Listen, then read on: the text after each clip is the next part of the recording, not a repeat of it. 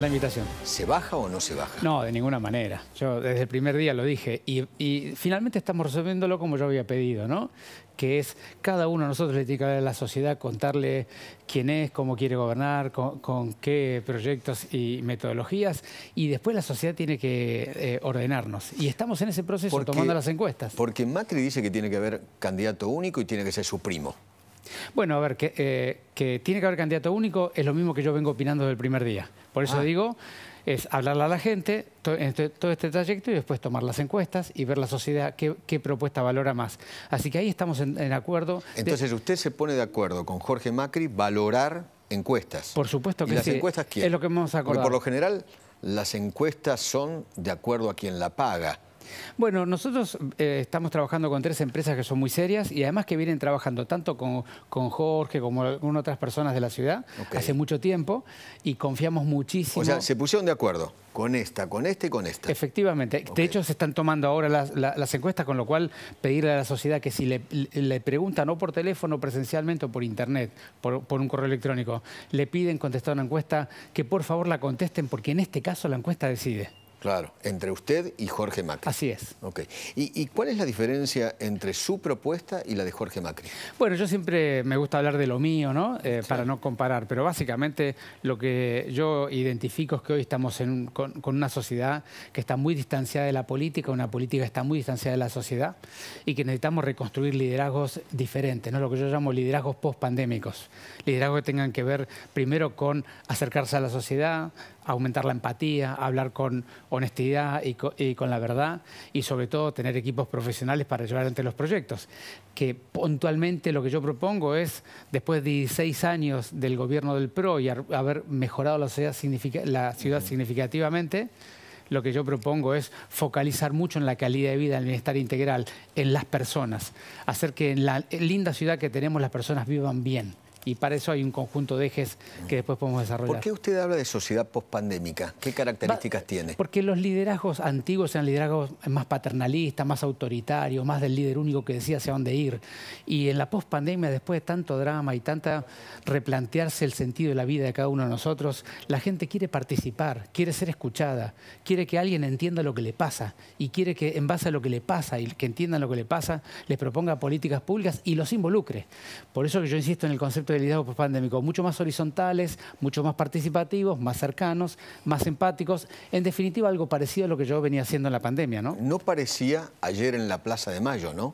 Eso que usted describe, ¿no? Porque ahí había un líder único, casi era religioso el tema, ¿no? Bueno, yo creo que lo que vimos ayer en la Plaza de Mayo es un poco mirando por el espejo retrovisor la política argentina, ¿no? Yo atrasa, creo que ¿no? Eso me parece que blanco atrasa, y negro. Eso era, ¿no? Efectivamente, atrasa mucho. Yo creo que la sociedad mayoritariamente ya no quiere eso y por eso es que una proporción más pequeña propone la continuidad del gobierno nacional, la enorme mayoría está buscando un cambio. Sí, ayer se refirió al gobierno de Macri, ¿no? Que este gobierno es mucho mejor que el posible segundo gobierno de Macri, ¿no? Sí, me parece que está tan lejos eso de la realidad que cuando uno empieza a discutir algunas de las palabras que se han dicho ayer, casi como que se hace partícipe de las mentiras, ¿no? ¿Por qué le pareció un discurso mentiroso? Digamos que básicamente lo que se han presentado son datos mal organizados, mal comparados, diciendo una pequeña parte de la realidad y sacando conclusiones sobre toda la realidad. Yo creo que eso justamente, como yo te decía, esa es la política que a mi juicio ya la sociedad la dejó atrás. ¿Qué es lo que usted... A ver, ¿cómo sueña la ciudad de Buenos Aires si usted la dirigiese? Yo sueño en una ciudad donde, sobre esta ciudad linda que nos han dejado después de 16 años, la gente sienta que disfruta la vida y la cotidianeidad. Y para eso hay que poner mucho foco en seguridad y convivencia, porque son de los problemas más graves de lo que puede administrar la ciudad, ¿no? Porque la gente se queja de la inflación, de la economía. Pero lo que puede administrar la ciudad, hay que poner mucho foco en seguridad y convivencia y trabajar básicamente en los ejes que hacen a que la gente viva bien su vida y sus hijos tengan destino y no se quieran ir, que tiene que ver con una educación de calidad y adaptada al trabajo del futuro, una salud accesible y de calidad, por supuesto, y un proceso de desarrollo productivo y económico de la ciudad que dé no solamente trabajo a todos los que quieran trabajar, sino que le vayamos dando cada vez más valor agregado al trabajo para que un profesional porteño que se recibe y empieza a trabajar, no solo le alcance para comer, sino que también le alcance para alquilar y por lo tanto no tenga ese sueño de ir a algún otro lugar donde lo valoren más. ¿Podemos hablar de salud? ¿Por Claro. qué un brote de bronquiolitis, como dicen, hacía mucho tiempo no se daba? Bueno, en realidad lo que ha pasado con la bronquiolitis este año es, si me permitís una descripción, es hasta el 19 nosotros teníamos una curva de bronquiolitis, es decir, niños infectados, que empezaba más o menos a esta época y duraba 12 a 14 semanas.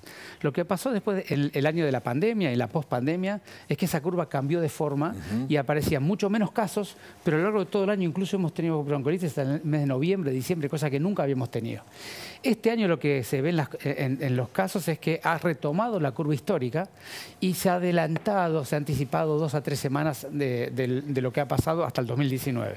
Con lo cual tenemos una y eso curva... que tenemos un verano larguísimo, porque ya llevamos casi 8 meses, ¿no? Efectivamente. De altas temperaturas. Efectivamente, es evidente que las infecciones respiratorias no solamente dependen de la temperatura, también digamos, dependen de otras variables, pero en todo caso, al día de hoy nosotros lo que vemos en las variables de la Ciudad de Buenos Aires es que es una curva, como históricamente teníamos, un poquito anticipada y veremos luego, como todavía no ha llegado a su pico, veremos luego si el pico es similar o es un poco mayor. Claudio, querías preguntar, ¿no? Eduardo, Fernán, ¿cómo estás? Me gustaría hacerle escuchar y ver al ministro los dichos del ministro de Salud Pública de la provincia de Buenos Aires. Yo sé que no tiene por qué opinar al respecto, pero son dos puntos de vista a lo mejor diferentes.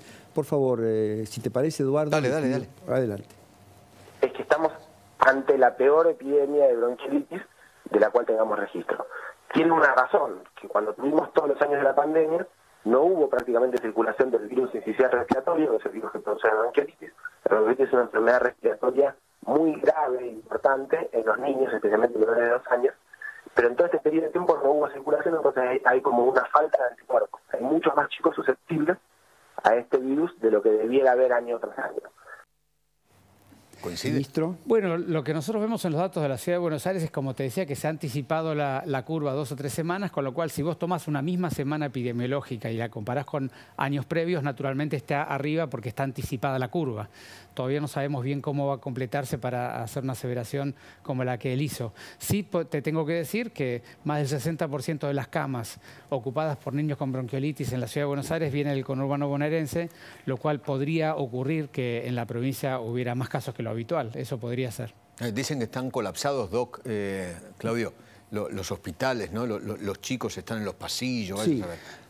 Yo quiero preguntarle justamente a Fernán acerca de esto que estás diciendo, porque hay una red de pediatras que se está organizando en toda la República Argentina, pero que nació en Santa Fe, para ser concreto, se llama Pediatras en Lucha, y son pediatras de Entre Ríos, Córdoba, Chubut y la provincia de Buenos Aires, donde advierten que ellos desvinculan cualquier tipo de responsabilidad en las consecuencias de un inadecuado acceso al sistema de salud de la gente, porque no hay pediatras suficientes, porque no les pagan lo que corresponde y porque además están en situaciones laborales muy desfavorables. Lo mismo dijo ayer la Sociedad Argentina de Pediatría. Me gustaría saber cuál es la situación en la Ciudad de Buenos Aires. Bueno, yo, Claudio, te diría, en términos generales, estamos pasando por un momento de la salud y los trabajadores de la salud que es duro, es difícil, y el ingreso económico de ellos no es el apropiado, y eso hace que la gente se desestimule a trabajar en el sistema, sobre todo en la pospandemia, luego de tanto esfuerzo, ¿no? Pero eso es en general. En términos particulares, en la Ciudad de Buenos Aires, nosotros lo que tenemos estamos en la zona verde-amarilla de la gestión de camas para esta situación, con lo cual no estamos en esa descripción que vos hacías. Sí, por supuesto, la atención ambulatoria, la de las guardias, particularmente las guardias como el Casa Cuna, que atiende más del 90% de gente que viene del conurbano bonaerense, están verdaderamente muy sobrecargadas de trabajo. Sí, perdón, Eduardo, pero me cuentan también desde Casa Cuna y del Hospital de Niños que se incrementa notablemente el trabajo a partir de las 6 de la tarde cuando cierran los centros de atención primaria en el conurbano, ¿no? Lo que me pregunto es, ¿por qué sorprende esta historia de que hay más casos de bronquiolitis si eventualmente no hubo circulación, tal cual dijiste hace un rato? Era esperable que esto tuviera un repunte, porque no hubo circulación, tal cual dijo Kreplak, pero tampoco hubo vacunación a las madres con vacuna antigripal pertinente, o digamos, hubo muchas cosas que se descuidaron, motivo por el cual pensar que en este año 2023 la bronquiolitis iba a ser diferente y seguramente con muchos más casos, ¿era razonable o no?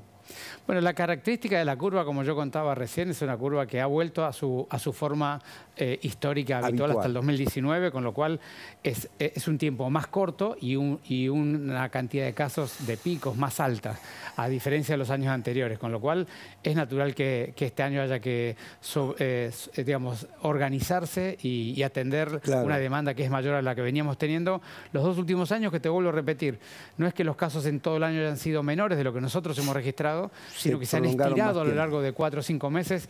Si vos recordás, el año 2021 y 2022 teníamos internados por bronquiolitis en los meses de noviembre y diciembre, que es algo que no lo habíamos visto absolutamente nunca, ¿no? Doctor, escuchaba yo, o leía en realidad, un informe de la OMS, de la Organización Mundial de la Salud, hablando de que se viene otra pandemia. ¿Por qué tan alarmistas? ¿Nos quieren encerrar otra vez? ¿De qué se trata? Pues yo creo que la estrategia del alarmismo ya demostró que no es la forma apropiada para buscar cooperación y que la gente tenga información precisa, ¿no? Lo que nosotros podemos decir es que el formato productivo de la Tierra, que le va retirando lugares de hábitat natural a los animales salvajes, hace que cada vez el ser humano viva en más contacto con los animales salvajes de diferente tipo y en diferentes lugares. Y los animales salvajes tienen un montón de gérmenes, algunos de ellos que el ser humano no ha tenido contacto nunca o no está preparado. Con lo cual lo que deberíamos prever es que para adelante vamos a seguir teniendo situaciones de este tipo. Ahora, ¿cuándo van a ser? ¿Qué gravedad van a ser? ¿Y en base a qué gérmenes van a ser? Por supuesto que no lo podemos confirmar, ni tenemos información para decirlo. Claro. Doctor, gracias. Por favor, gracias por la invitación. Suerte. Muchísimas gracias.